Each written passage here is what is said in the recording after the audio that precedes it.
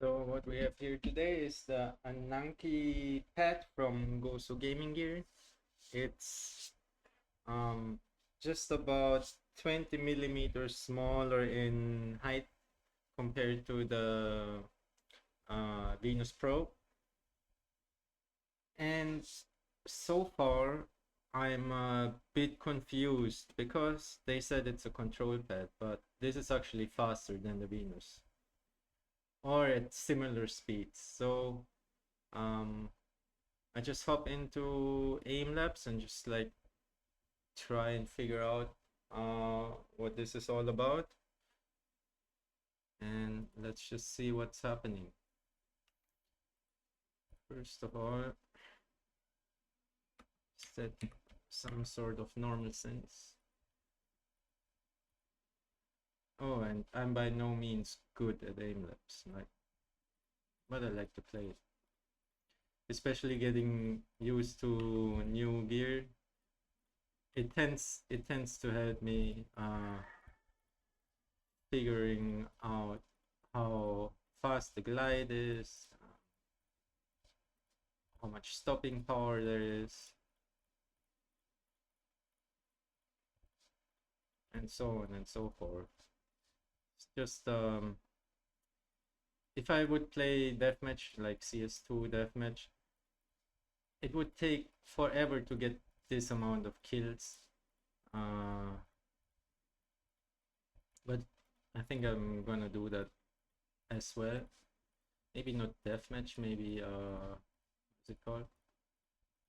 CS:GO hub. So I feel like it's so floaty at the end of the flick. Like there's not that much. Like there is stopping power. Don't get me wrong, but it's very floaty. It's very how you call this? It's not it's not the matte pad you would expect. God, I suck. What do we have here? Should probably try this Pong switch again. And this is literally the scenario this this season that I sucked the most in. So I tend to spam it. Not that it helps much, but like maybe I get lucky in this type of sense.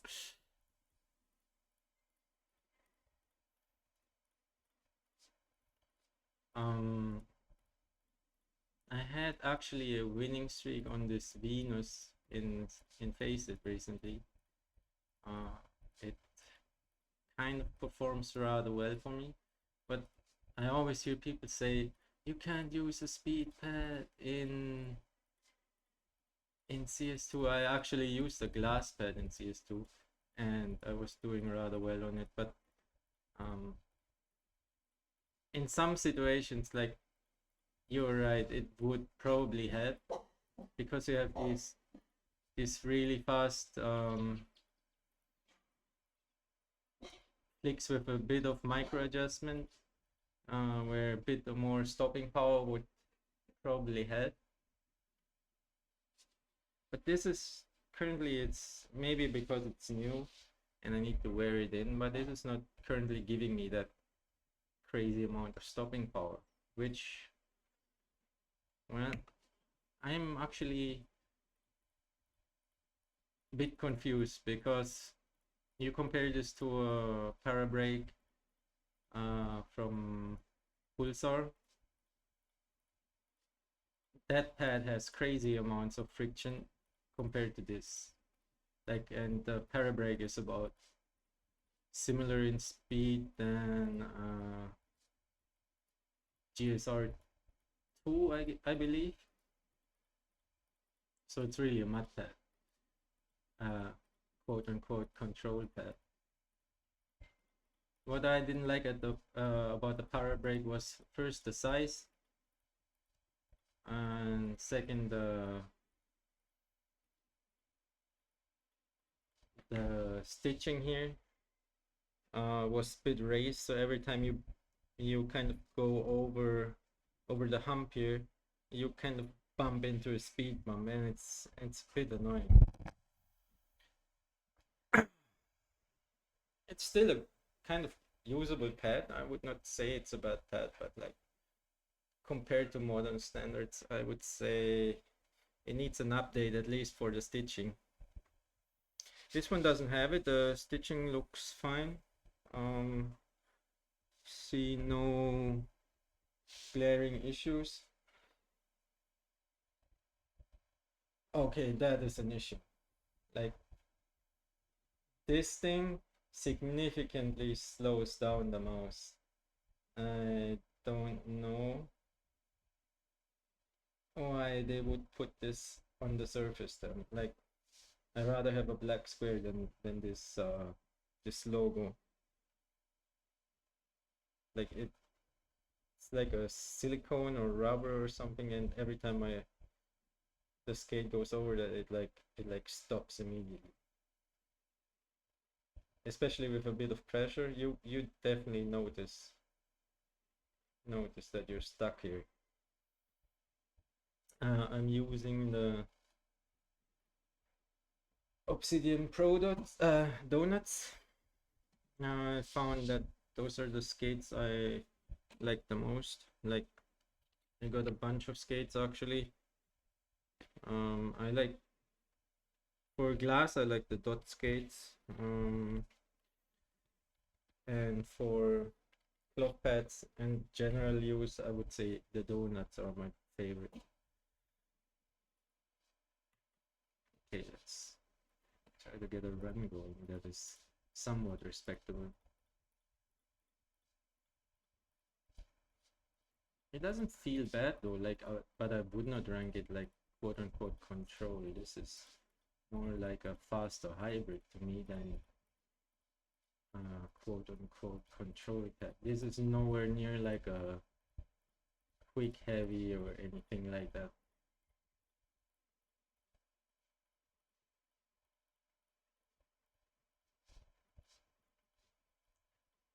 Surface with the sleeve gives me quite a bit of friction on the sleeve.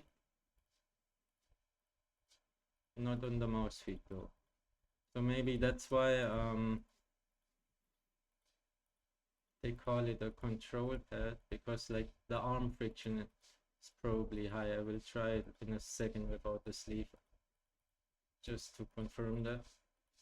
Actually, I should try it right now that the red is already more than messed up. Very high humidity here in the Philippines.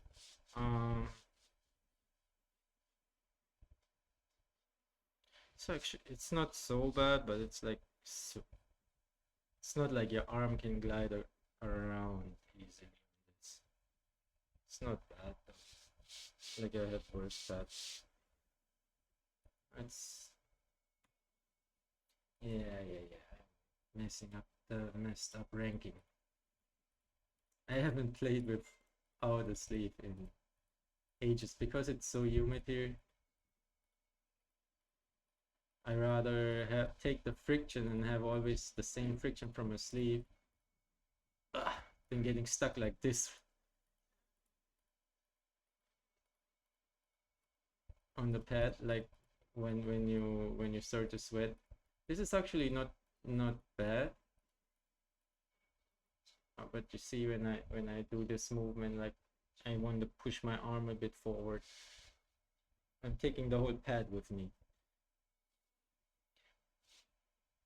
Base does not seem to move around much, but when I try to move my arm up and down, you see what is happening here. Yeah, probably stay with my sleeve for that reason. So it's not an air-conditioned room here, not yet. Working on it.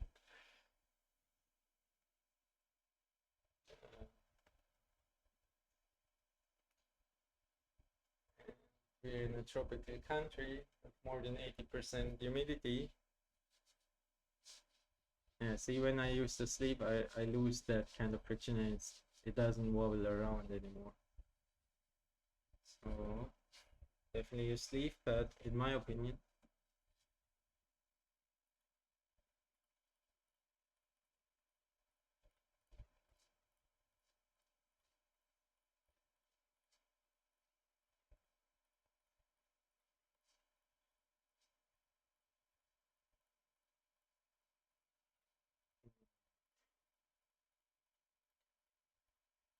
It's 4 millimeter thick, and I think it's like in between a mid and soft. Not really a soft pad. Also, I don't think you like if I increase pressure when I hit the target to stop, it's not like a really dramatic change. Like I can't sink the mouse into the base. I would say that is actually a good thing.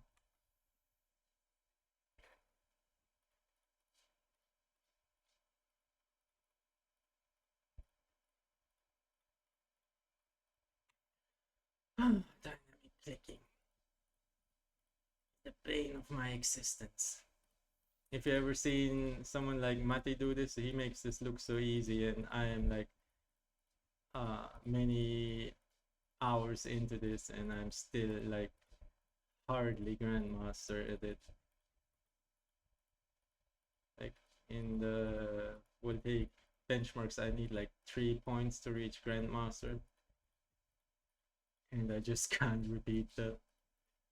The takes me forever. It's like some days are better than others, but it's also a problem because I like to change out my gear a lot, and then especially if the targets get like a little bit smaller and tend to be less predictable, like you don't get the accuracy out of it. Like um you probably need to play a bunch of dynamic playlists and really dial in this pad to get like um maybe almost close to 90%. Let's see. But Matias here, he has 80 uh 88.4% in accuracy. Like I am missing 7% at least. And he has at the same time he has like uh 220 total attempts. So it's just insane. This guy is just insane. Uh, let's play something else I'm not good at. Target switching. So this would be the tracking based type of stuff. Oh, I actually like this more for target switching than uh, the glide is really nice.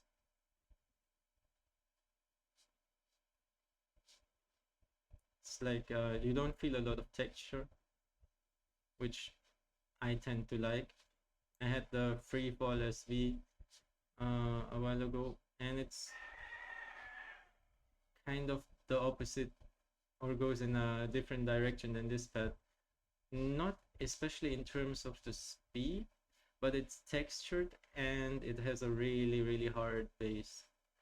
So I think if you get used to this pad,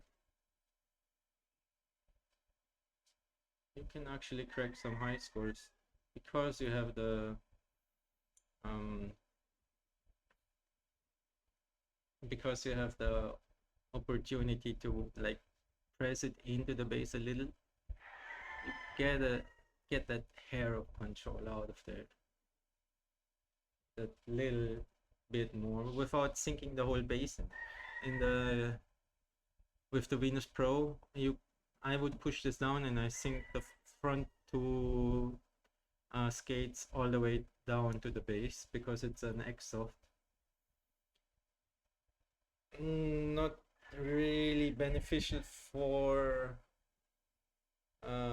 consistency, but somehow I play like really, really well on the Venus Pro. Like I don't even understand it myself. Coming from a glass pad I used a Super Glide for like 6 months, and it took forever to get good at static. because it has no stopping power, um, and you have to slow down your own flicks. It's kind of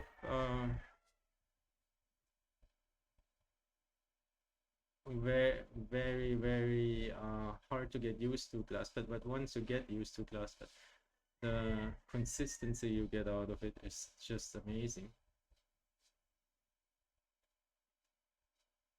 Especially for tracking, like you can play a tracking scenario in a while. I'm just playing the benchmarks here so I can see where I'm at. Like, if this pad would be completely dog shit, I would be nowhere near my high scores.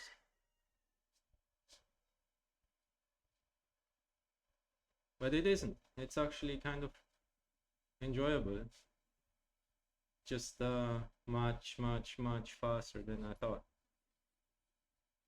This is not what I would call a control pad. And the dynamic glide is very unrestricted, which is a good thing. I think it makes for up for some fun. Let's pick up the pace a bit, make more mistakes, see where we're at. Too much pace.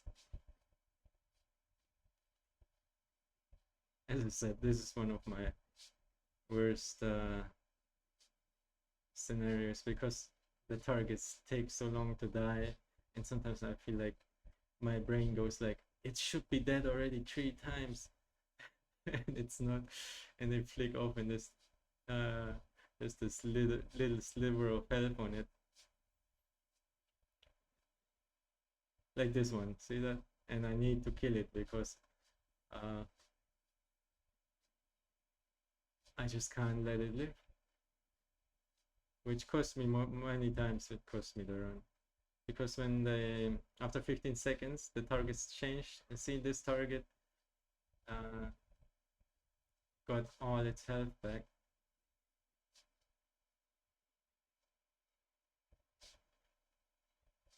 And it would be more beneficial if I would switch to it then.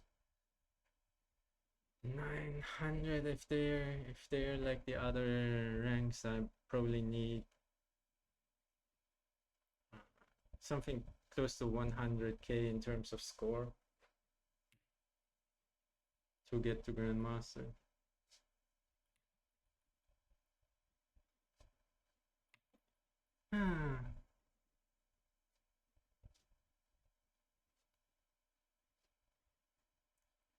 I saw some critiques about restarting the runs. I'm like, why the fuck would I play a run for a minute when I know already I made a big mistake in the beginning of the run? I just restarted. At some point I just let it go, but if I notice I'm not fast enough, I tend to restart the run, for example, or I'm not accurate enough, or I made a big mistake in between in static, for example. There's this Bardus method where you basically not allowed to miss or you have to restart. That can sometimes take hours for me, like, to complete a run. It's not the only way to train this, but like I like to restart the run, and there we go. Proved. I like to restart the run and then watch the mistake I made in the previous run.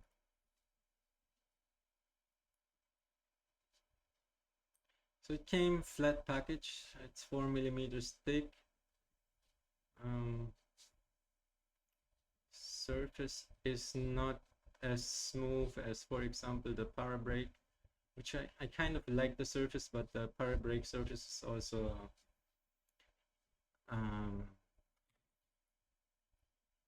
the para brake surface is also a hair magnet. So I have pets. I have one dog, and he's not as bad as the cats I used to have. They were like making this para break unplayable. I cannot tell.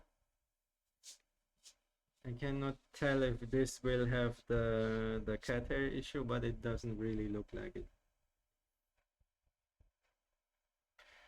What was good about the para break was like the surface is so smooth that the even the arm sleeve has hardly any friction on it. So yeah, I kind of enjoyed that, but the raised stitching was killing it for me, and the hair issue. Like I bought this, and then half the day I'm busy with a piece of tape pulling hairs out of it. It's just not applicable. Like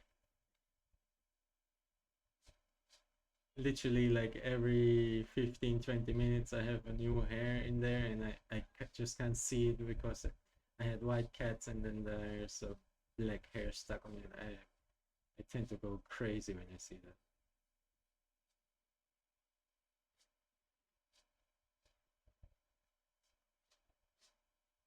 Yeah, I can just restart this at this point because I played badly.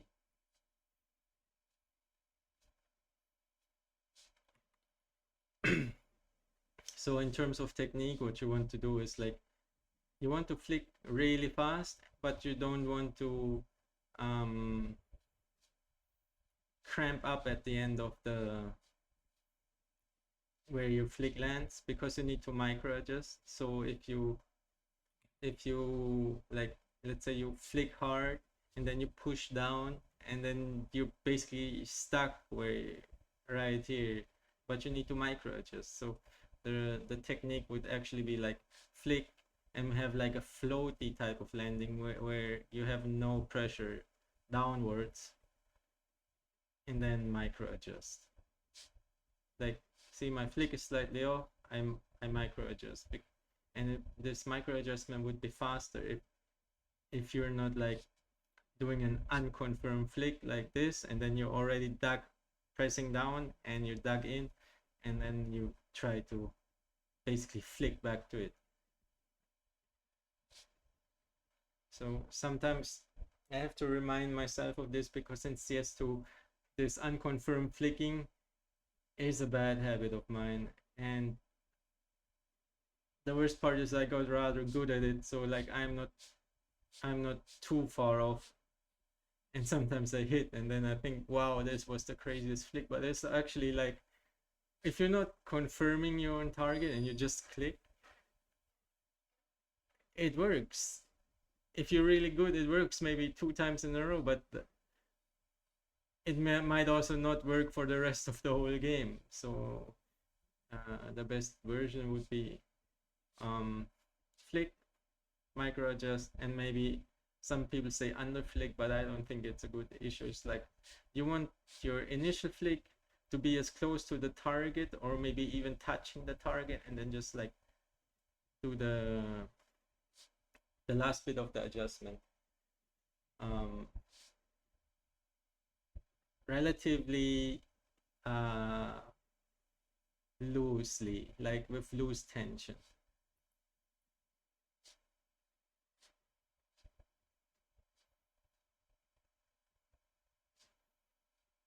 Something like that.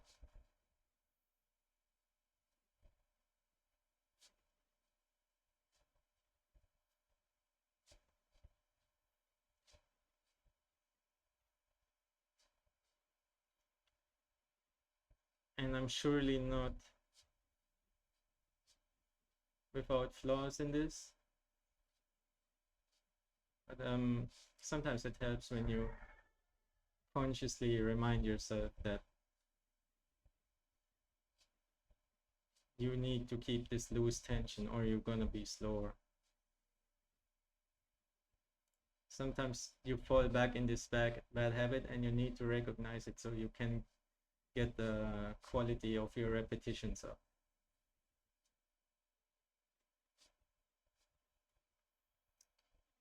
Well, this was not a good run. And it's also like, it's kind of hard to talk and aim at the same time. I'm like, I can do one or the other.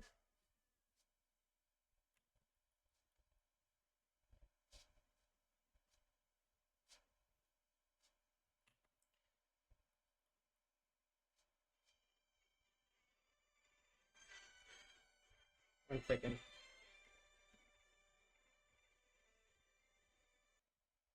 All right. Got a phone call in the middle of the video. Hard to make these videos than I thought.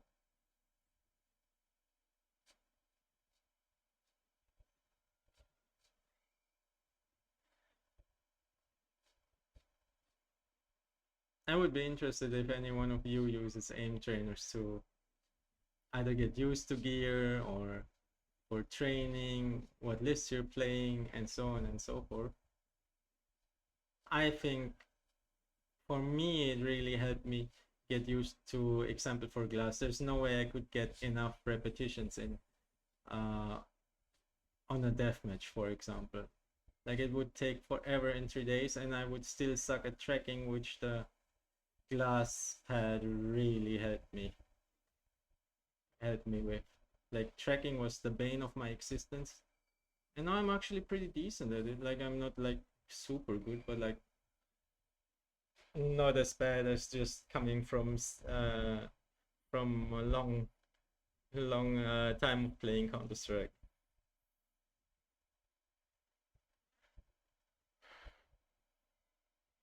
Let's actually check some tracking.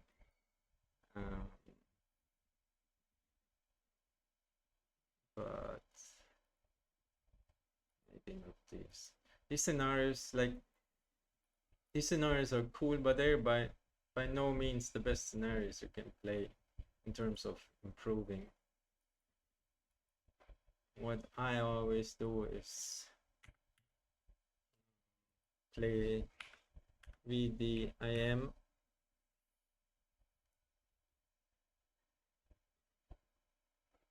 and then they have it per day. They have a, for example, the static list. They have novice to advanced and elite. Elite's just basically driving me crazy. Advanced is very hard for me still.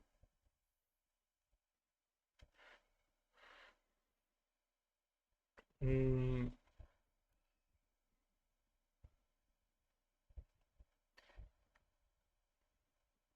let's go with medium type of tracking.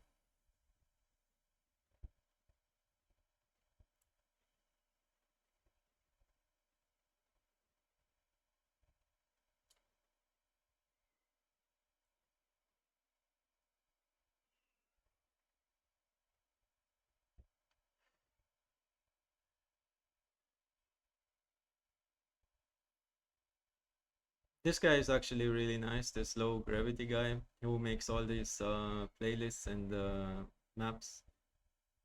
I highly recommend checking out his channel. He's really a nice guy. For God's sake, I can't find this list. Here.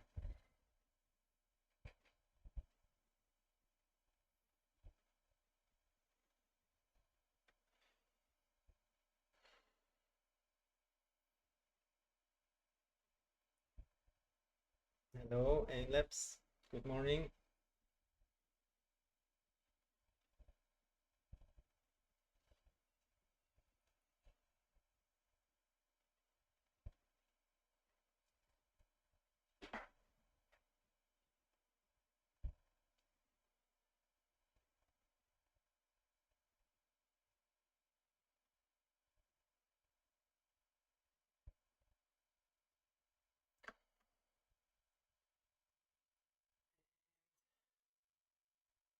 We went from 8 frames to 970.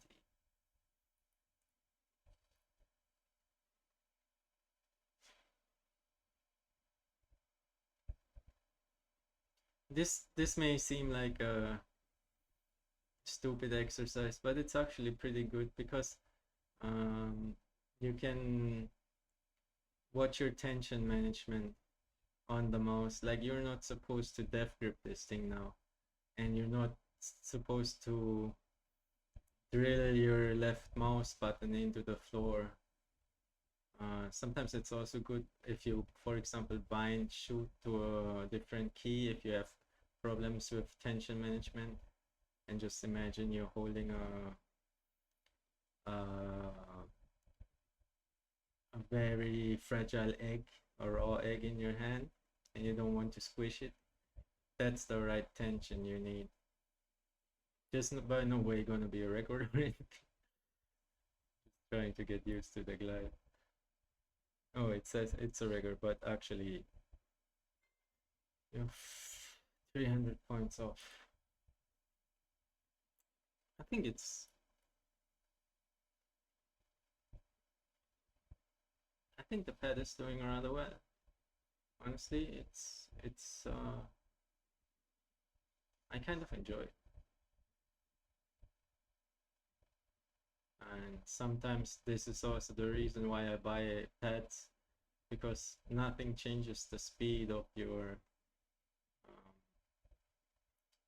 mouse as drastically as a new pad. Like, you can play around with feed, but the feed will never change it to that extent. Like, you can get a bit more speed out of something like jade dots, but it's not as extreme as like changing the whole pad and get a new surface, especially if you already have fast skates like the obsidians.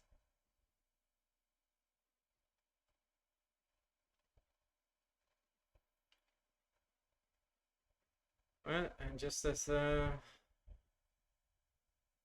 talking about it, we have a new record.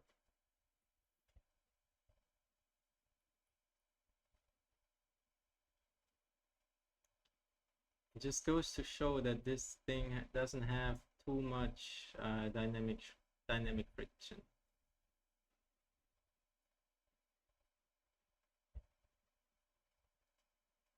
It has some amounts of it, but it's like it's by no means limiting. It's not a mat pad in that sense, or like a true control pad, which is then basically only good for flicking and very hard to track with if you're not used to it. So yeah, interesting.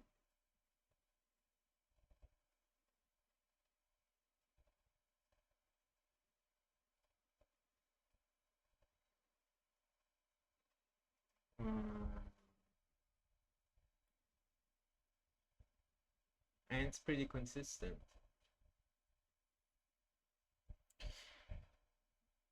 Not bad, not bad.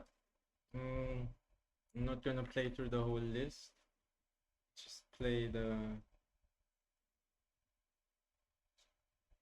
Let's just play the benchmark scenarios, I guess. Or like the way this list is built is basically this is the benchmark scenario for voltaic, and then he makes a harder version, he makes a closer version, and just other versions of this benchmark to get you used to the benchmark and make basically the scenario easier for you because you played already harder version.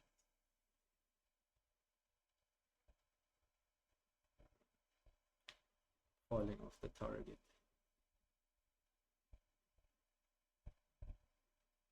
And the way you want to play this is basically by looking only at the target and just like, I just kind of confirm that my crosshair is still on this. Oh my god. Is still on this, still on the target.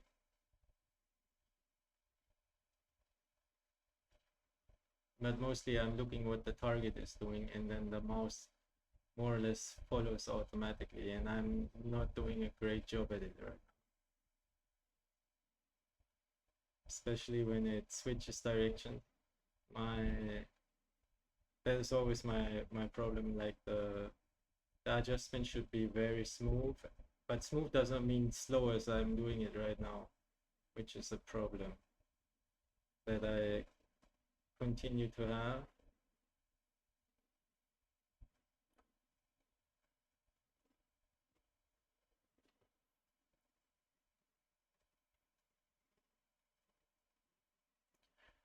Yeah, nowhere near these guys.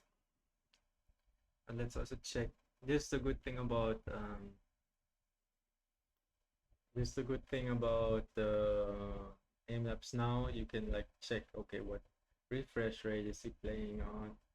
Uh, what is his field of view? What is his sensitivity? It's playing just on a slightly faster sensitivity than me. This one is much faster, and this one is slightly faster. So this guy has 43. I feel like that makes sense for this scenario. So I'm just also gonna play on uh,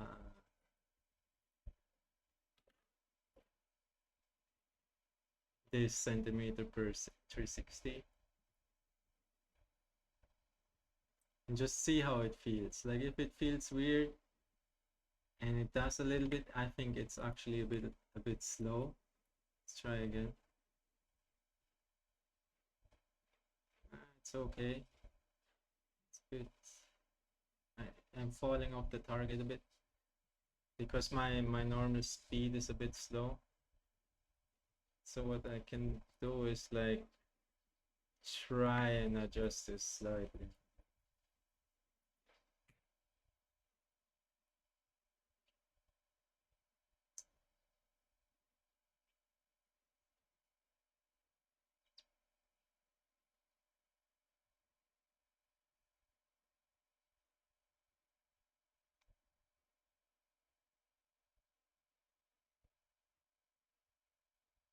Where they make most of the points is not on these long runs, but uh, when the target switches direction, they can read that much faster than I can, and then they stay on target for much longer than I do.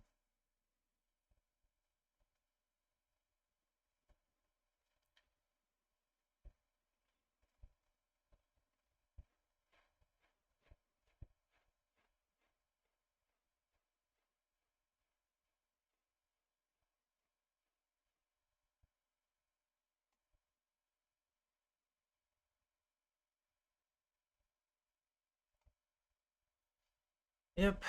Uh, Interesting.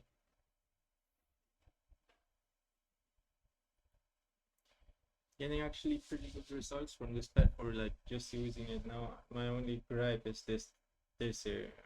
I just don't want this to be there. If it slows down the mouse, that is. I can solve this with a print, but then probably the whole pad costs more.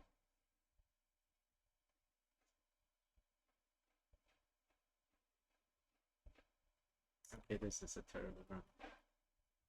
No need to waste the 30 seconds to finish it.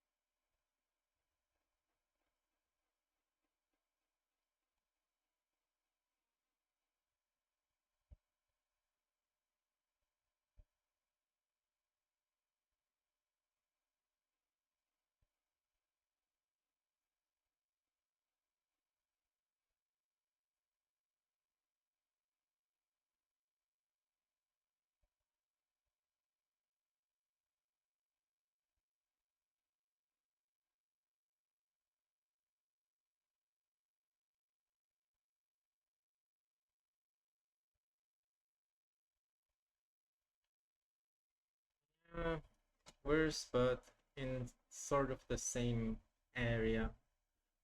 I noticed this is consistent in terms of glide. Now the question is, first, will it stay like this for a long duration of time, and will it stay like this after washing the pad? Because I had many pads change on me after I wash them, and at some point you need to wash them, and that's why I, for example, don't like coated pads, which this is not, which is a plus. Other things I would like to change on this pad is just the size, because I feel like If I had a 50 by 50 square, I could put my whole arm on here, and then I don't have this kind of ridge to work against anymore, which I really, really enjoy. Like 50 by 50 is the thing that I enjoy the most. Sadly, the only pad that I had in 50 by 50 I gave away to my cousin.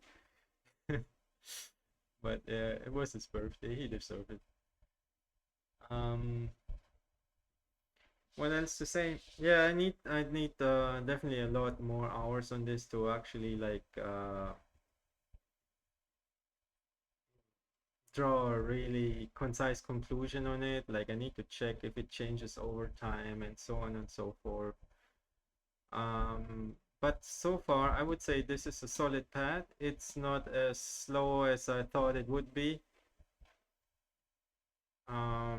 If I can use it in CS, we will see. But I think yes, it's doable.